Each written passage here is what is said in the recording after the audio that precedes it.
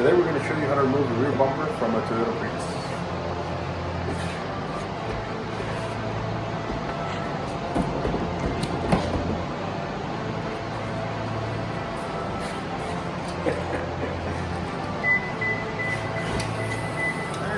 You got a screwdriver or a Phillips head. You're going to remove this plastic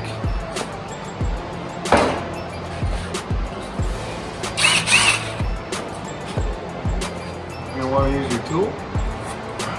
Take these guys off. Remove the rest of them. Make sure you have them all in one place. The two screws that are holding it on each side, you can either use a 10mm or a Phillips to hold it in place. There goes one. Remove the other one. There you got two. Pop this tab. There's one holding it there.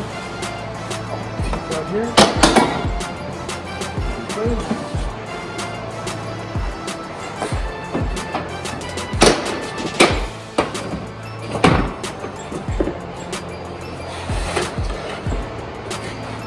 And then if you're going to replace it, you can go ahead and remove the rest of the plastic pieces and transfer it onto your new bumper.